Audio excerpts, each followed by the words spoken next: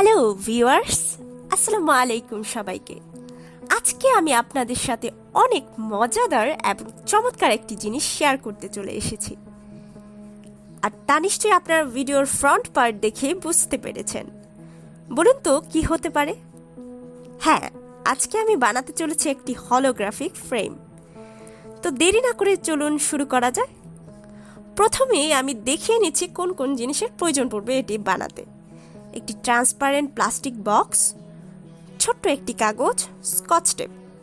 খেয়াল রাখবেন স্কচ টেপটিও যেন ট্রান্সপারেন্ট হয়।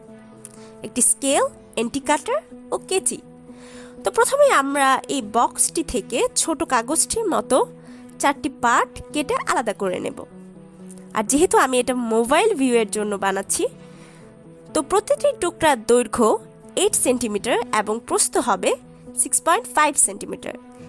এবার আমি ছোট কাগজটির দৈর্ঘ্য বরাবর ঠিক অর্ধেক অর্থাৎ 4 সেন্টিমিটারের সামনে ও পিছনে আধা সেন্টিমিটারে দুটি ডট দেব এবং কর্নার থেকে সেই ডট পর্যন্ত দুটি স্ট্রেট লাইন টেনে নেব। তারপর দুটো লাইন বরাবর কাগজটি কেটে নিব। 4টি টুকরো যেন একই মাপের হয়, তাই এই কাগজটির ব্যবহার। এবার প্লাস্টিকগুলো একই মাপে চিহ্নিত করে এভাবে স্কেলের সাহায্যে এন্টি কাটার দিয়ে কেটে নেবেন। তো আমি দেখিয়ে নিলাম কিভাবে কাটবেন। এবার স্কচ টেপের সাহায্যে 4টি পার্টকে এভাবে জোড়া লাগিয়ে ফেলবেন। ব্যাস, তাহলেই তৈরি হয়ে যাবে আমাদের 3D হলোগ্রাফিক ফ্রেম।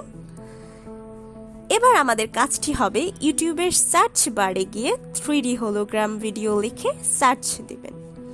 তারপর পছন্দ মতো যে কোনো একটি ভিডিও বাছাই করবেন।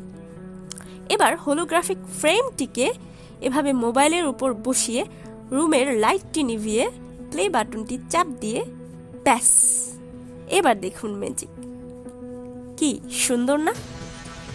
আচ্ছা, আপনারা কি জানেন হলোগ্রাম অর্থ কি? এটি কোন ভাষারই বা শব্দ? তো চলো এই সুন্দর সুন্দর হলোগ্রামগুলো দেখতে দেখতে ছোট্ট করে কিছু মজার তথ্য জেনে নেওয়া যায়। হলোগ্রাম হলো একটি গ্রিক শব্দ, যার অর্থ করলে দাঁড়ায় পূর্ণাঙ্গ ছবি বা চিত্র। ইংরেজ পদার্থবিজ্ঞানী ড্যানিশ গ্যাবার সর্বপ্রথম হলোগ্রাম তৈরি করেন 1947 সালে। তবে প্রযুক্তির নানা সীমাবদ্ধতার থাকার কারণে পুরোপুরি ত্রিমাত্রিক রূপ দেওয়া যায়নি তার বানানো হলোগ্রামে। পরবর্তীতে 1960 সালে আবিষ্কার করা হয় লেজার প্রযুক্তি, যা হোলোগ্রাফির উন্নয়নে বেশ গুরুত্বপূর্ণ ভূমিকা পালন করে। হোলোগ্রাফির মূল তত্ত্ব আবিষ্কারের কারণে 1971 সালে ড্যানিশ গ্যাবরকে নোবেল পুরস্কার প্রদান করা হয়। তার পরবর্তীতে বিজ্ঞানীদের হাত ধরে এই প্রযুক্তি পূর্ণতা পায়। তো এই ছিল আমার আজকের ভিডিও। কেমন লাগলো তা জানাতে কমেন্ট করতে ভুলবেন না।